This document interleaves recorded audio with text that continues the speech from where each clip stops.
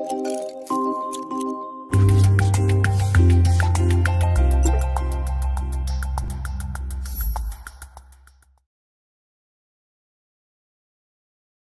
rappel sur les enjeux de l'adolescence, puis de l'adolescence avec et dans sa rencontre avec la maladie chronique, et du coup vers le devenir adulte. Donc, bon, l'adolescence, hein, comme chacun sait, c'est une traversée qui est imposée, on ne choisit pas, hein, et l'ado va devoir faire avec la force de la poussée pulsionnelle qui l'envahit et qui le contraint à inventer des aménagements pour faire avec. Et de la même façon, l'environnement doit faire avec ce que traverse l'adolescent. Et en général, on peut dire que l'accompagnement des ados, c'est une prise de tête, ce qu'eux traduisent par ça me saoule, en fait. Hein, donc, la puberté, c'est d'abord se confronter à un corps qui échappe, hein, qui sécrète, qui prend des formes, des poils, des odeurs, il rougit. Et puis souvent, il va révéler de façon plus grande les traces de l'héritage parental, hein, de façon plus marquée. Et puis, c'est aussi un corps sexué encombrant, en tout cas, avec le sexuel qui arrive et puis qui est souvent un corps souvent insatisfaisant. Il va être trop ceci, pas assez cela, incontrôlable. Il y a des forces inédites qui l'habitent et l'adolescent, en fait, se sent violemment dépossédé de lui-même. Tout ce vécu de passivité face aux transformations corporelles est généralement intolérable. Et il s'agira pour l'ado de tenter de reprendre le contrôle par toutes sortes de comportements. Alors on voit hein, tout ce qui est marquage du corps, conduite à risque, observation intense dans le miroir, contrôle alimentaire, etc. Alors à la fois c'est une catastrophe annoncée, hein, puisque d'ailleurs souvent il y a des enfants qui peuvent dire moi je ne veux pas devenir ado, ça me fait trop peur, je ne veux pas devenir moche, je ne veux pas devenir comme mon grand frère, ma grande sœur. Mais en même temps ça reste quand même toujours une surprise, un saisissement et qui vient finalement ravir au sujet, à l'adolescent, l'illusion de l'omnipotence infantile, hein, qui pourra être à la fois, quand on est enfant, on peut toujours continuer de rêver qu'on peut être à la fois fille ou garçon. On peut toujours rêver qu'un jour on sera très grand, il va falloir accepter par contre là qu'on aura une voix plus ou moins grave, plus ou moins aiguë, etc. Et pour l'enfant malade, eh bien, il s'agira de se rendre compte que non, la maladie ne partira pas avec l'enfance et qu'il faudra composer avec ce corps et ses aléas toute la vie. Alors, on va essayer de changer. Voilà. Dans le même temps, ça s'accompagne d'un bouillonnement cérébral, hein, c'est une période qui ouvre une période de doute, de remise en cause de tout ce qui semblait acquis. Donc, c'est ce qu'on appelle une fragilisation narcissique. Hein. Et il s'agit d'apprivoiser tout le corps et ses nouvelles potentialités, mais tout en conservant un sentiment de continuité d'existence. Aux questions existentielles du jeune enfant, comment on fait les bébés, où on va quand on est mort, succèdent celles des ados qui sont plus identitaires et intimes. Qui suis-je, où vais-je, que deviendrai-je, à quoi ça sert de vivre, à quoi bon si l'on ne décide de rien, si l'on ne peut pas tout, suis-je séduisant, suis-je aimable, etc. Évidemment, la maladie va venir accentuer toutes ces craintes et multiplier les interrogations sur la valeur personnelle, les potentialités et l'avenir. C'est aussi une période qu'on appelle, nous, d'actualisation de tous les conflits psychiques infantiles. Toutes les angoisses de séparation en particulier, et puis les conflictualités oedipiennes dans les différentes relations avec les parents. Voilà. En gros, c'est un moment où on se sent plus personne et pas encore quelqu'un. L'enjeu de la période, ça va être de se séparer de l'enfant qu'on a été, sans le perdre complètement, mais pour devenir un adulte à soi, pour soi et avec les autres. En fait, c'est un véritable travail de création de soi qui met en jeu le rapport à soi-même, mais aussi aux autres. Donc les autres, en fait, la sexualisation du corps entraîne une sexualisation des liens. Quand on se rapproche des autres, la question de la sexualisation existe et ça devient menaçant. Le lien aux parents est d'autant plus dangereux et empreint de tous les risques incestueux. Il est d'autant plus dangereux que l'attachement est intense. L'adolescent, du coup, a besoin de mettre à distance les parents. Il recherche des espaces intimes et il va réaménager ses investissements relationnels. C'est aussi une période d'exigence d'authenticité. Et effectivement, c'est aussi pour ça, par exemple, que la question du vouvoiement-tutoiement, ça ne peut pas s'appliquer comme un protocole. Et l'ado, il interroge toutes les représentations qu'il se faisait des adultes. Euh, Par exemple, quel est l'écart entre ce que les adultes disent qu'il faut faire et ce qu'ils font eux-mêmes et ce qu'ils ont fait eux-mêmes. C'est aussi une période où il y a beaucoup recours au père pour faire face à tous les éprouvés qui l'envahissent. Et le groupe, en fait, est un espace protecteur au sein duquel l'ado peut expérimenter par lui-même et à travers les autres aussi toutes les différentes facettes de sa nouvelle personnalité. Finalement, il s'apprivoise en observant les autres et en se scrutant lui-même. Et le groupe est de surcroît généralement une étape préalable à l'engagement dans un lien amoureux intime. Finalement, l'ado projeté dans le monde par la puberté va devoir faire montre de ses capacités. Alors, je suis en train de chercher. C'est une chance et un défi, et la séparation d'avec l'univers de l'enfance ne va pas sans crainte ni sans risque.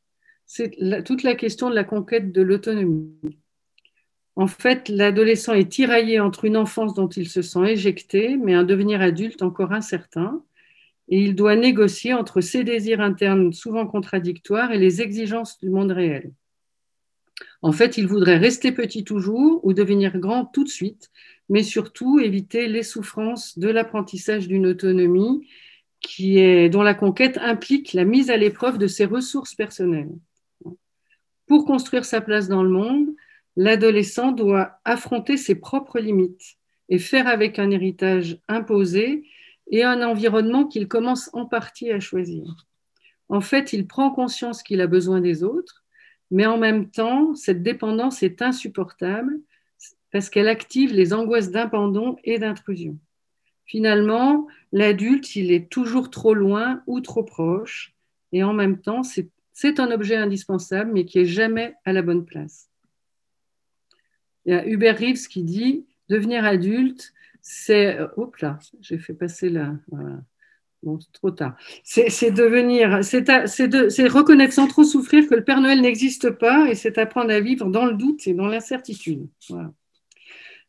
Pour ce qui est de l'adolescence et la maladie chronique, moi j'ai coutume de dire que c'est le mariage de la carpe et du lapin. D'un côté, la maladie représente le frein, blocage, passivité, soumission, dépendance, limite, contrainte, régression. Et de l'autre côté, l'adolescence, c'est l'impétuosité, la virulence, le renouvellement, l'accélération, l'autonomie, l'ardeur, la croissance. Finalement, la maladie est une permanence. Elle arrête le temps, elle obère l'avenir, entrave la capacité d'illusion et la créativité. L'adolescent, lui, veut vivre dans l'instantané, il craint les intrusions, il veut expérimenter par lui-même. Ce qui compte avant tout, c'est faire ce que l'on veut, comme on veut, et avant tout, être comme les autres. Alors, comme les autres pouvant revêtir des formes diverses selon le groupe de pairs auquel on se rattache. Ça n'exclut pas un mouvement d'originalité, mais qui est souvent soigneusement travaillé et entretenu. Mais dans ce cas, il s'agit de signes distinctifs qui sont choisis et non imposés par un corps défaillant. En fait, il s'agit surtout donc de pouvoir faire tout ce qu'on veut comme on veut. Et pour l'ado malade, en fait, il voudrait être un intermittent de la maladie et des traitements. Malade à l'hôpital, mais pas dans la vraie vie et pas toute la vie. Ça rejoint un peu ce que disait le docteur Ayoun sur la question du clivage. À l'hôpital, on veut bien parler de ça, mais ailleurs, on n'est pas malade. En fait, un intermittent qui décide, mais qui en même temps a grandement besoin de la permanence des soutiens. C'est à la fois une lutte pour être indépendant, mais sans renoncer totalement à tous les liens de dépendance. L'adolescent malade a beaucoup de travail psychique à faire, à conduire. D'abord, il faut perdre l'illusion que la maladie ne le concerne que partiellement. Il doit affronter le principe de réalité, ce que certains ont dit, réécrire l'histoire de la maladie avec un je, que la maladie, surtout quand l'ado était un enfant, est tombé malade dans l'enfance, mais que la maladie, qui était un peu celle des parents, finalement, devienne ma maladie. Et c'est un processus qui va impliquer à la fois une compréhension cognitive de la maladie et affective. Alors, c'est un cheminement qui est singulier, qui est progressif, qui n'est pas linéaire et qui n'est pas de tout repos. Et effectivement, il ne faut pas parce que quelqu'un, un ado a maintenant 12-13 ans, penser qu'il va être autonome. Parfois, j'ai même eu des parents qui m'ont dit, mais il a 8 ans, il ne prend pas son traitement tout seul. Alors, il n'est même pas ado, hein, mais voilà. Et c'est un travail psychique donc qui concerne aussi les parents et les soignants. L'enjeu, c'est de pouvoir aborder à bon port et que pour ça, il faut accompagner la traversée adolescente et conserver, avoir en tête que d'abord, ce sont des ados, comme ils ont été des enfants et seront des adultes, et qu'ensuite, ils sont malades et qu'ils ont une vie à inventer avec leurs limites et leurs potentialités. Il faut apprendre à prendre soin de soi, ce qui n'est pas rien, tout en conservant l'illusion nécessaire pour supporter d'attendre. Il faut aussi acquérir une suffisante souplesse psychique pour affronter au mieux les inévitables embûches du chemin. Et c'est vraiment, ce qui est important, c'est que l'adolescence parvienne à être une expérience suffisamment bonne pour étayer l'adulte dans sa vie et ses crises futures. Donc la transition, comme je le disais, doit être pour nous un véritable temps intermédiaire, une préparation à quitter un monde pour en découvrir un nouveau. En fait, on devient adulte par notre travail psychique personnel, mais également en lien avec la capacité de notre environnement à nous accompagner. Et l'anticipation est indispensable. Penser et accompagner la transition doit commencer dès l'âge pédiatrique et se poursuivre dans le monde adulte. Il faut qu'on l'ait en tête, moi je dirais, dès les 14 ans en tout cas. Généralement, les équipes s'accordent pour effectuer le transfert à 18 ans, mais pour qu'il soit réussi, il doit être précédé d'une véritable transition. Voilà.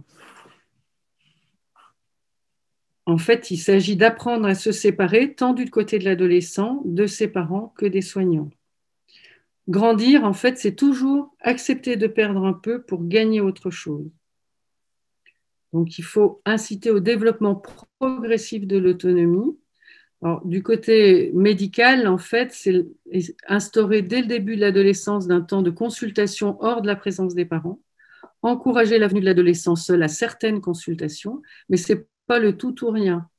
Et aussi poursuivre des rencontres avec les parents et l'adolescent. Ça peut être un quart d'heure, on reçoit l'adolescent seul et un quart d'heure en famille. C'est ce qui permet l'élaboration des places et des liens. Il faut qu'il puisse y avoir comme ça des allers-retours entre dépendance et autonomie. Alors, le passage dans les services adultes, hein, c'est aussi effectivement une perte des relations personnalisées. Vous verrez, là, si j'ai le temps, dans l'exemple, on voit bien la cohorte d'ados greffés suivis dans le service de néphropédiatrie à Lyon, c'est en gros entre 80 et 100 jeunes, là où il y a entre 2000 et 3000 adultes. Hein, donc, on change tout à fait de monde. Pour les jeunes, c'est aussi le sentiment du coup de pénétrer dans un monde étranger, empli d'adultes inconnus, et ça renforce le sentiment d'abandon. La collaboration est indispensable entre les équipes pédiatriques et les services d'adultes. Il s'agit d'harmoniser les pratiques et de repérer les différences.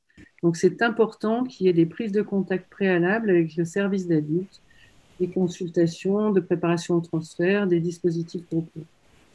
Voilà, donc, je vous ai préparé un petit exemple rapide qu'on a fait d'une présentation avec le docteur Leclerc, avec qui on travaille sur ce projet, sur ce dispositif à Lyon. On avait repéré un peu, hein, du coup, les différences. Effectivement, il y a le nombre, il y a le fait qu'on utilise les prénoms alors que c'est plutôt monsieur, madame chez les adultes. Tout le monde se connaît en pédiatrie par rapport à un anonymat chez les adultes. Les bilans sanguins sont faits sur place en pédiatrie alors que les bilans sont tous faits en ville dans le service adulte. Les consultations sont maximum tous les 2 mois dans le service de pédiatrique alors que ça passe à 2 à 3 par an chez les adultes. Ça se fait tout au même endroit pour notre service alors qu'il y a plusieurs bâtiments pour l'hôpital adulte. Et puis, il y a des médecins référents, alors plus ou moins des infirmières référentes, mais plus ou moins, j'allais dire. Et c'est beaucoup plus aléatoire, en tout cas, chez les adultes. Voilà. Côté pédiatrique, bon, on a toute une équipe pluridisciplinaire, avec aussi une assistante sociale, psychologue, mais aussi des équipes de scolarité. En particulier, ça, c'est ce qu'il n'y a pas dans les services adultes, l'équipe de scolarité. On avait créé, nous, un dispositif, alors en ce moment, Covid oblige, entre autres, mais pas seulement, hein, c'est quand même pas simple d'organiser des dispositifs groupaux pour des patients qui ne viennent pas très souvent et qui habitent très loin. Mais on a eu pendant plusieurs années, jusqu'au Covid, plusieurs groupes d'expression, certains qui fonctionnaient plutôt à partir de jeux de rôle sous forme de psychodrame, et puis aussi du photolangage, avec des modalités soit mensuelles, soit l'année dernière, pour les lycéens, on l'avait réduit à peu près à toutes les 8 semaines à peu près. On s'était calé sur les périodes de vacances scolaires. Et notre dispositif qu'on a construit, donc en lien avec le service adulte, se base sur 3 demi-journées, on va dire, 3 rencontres groupales. Une première rencontre qui a lieu dans notre service de pédiatrie, auquel participent les psychologues et stagiaires psychologues, le médecin et des infirmières. On présente le dispositif de transition. On fait d'abord un premier groupe d'expression avec uniquement les jeunes, avec l'outil du photolangage, où ça va être un petit peu, par exemple, une type de question, ça peut être de choisir des photos. L'objectif, c'est de faire connaissance et de se projeter dans l'étape qui va venir. Donc, ça va être aussi de se dire une photo qui vous représenterez vous aujourd'hui, vous plus tard, par exemple. Ensuite, ça dure à peu près, ça dépend du nombre de jeunes, hein. Et il y a aussi la psychologue du service adulte qui vient, qui participe. Et puis ensuite, on fait un groupe d'expression avec les parents où on les invite à évoquer ce qui les interpelle, ce qui les soucie, ce qu'ils souhaitent tout autour de la transition. Pareil, en présence de l'équipe de la psychologue et du médecin, du service pédiatrique et adulte. Pas pour le médecin. Donc, c'est tout l'échange sur la perception du futur. La deuxième rencontre, elle a lieu, pour le coup, c'est une journée de visite du pavillon hospitalier adulte, où on les accompagne. Les parents sont conviés aussi. Il y a donc la psychologue, une partie de l'équipe de pédiatrie qui vient. Les parents sont conviés. On visite les locaux de consultation.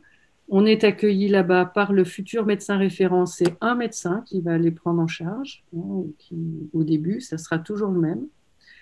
On rencontre aussi l'infirmière référente, coordinatrice, l'assistante sociale, les personnes qu'elles risquent d'avoir à voir régulièrement, que les ados risquent d'avoir à voir. Et puis aussi, on leur propose on a organisé une rencontre avec 2 adultes greffés qui ont vécu la transition, alors qui, pour le coup, ne sont pas des pères, comme pouvait dire le docteur Ayoun. C'est vraiment des adultes.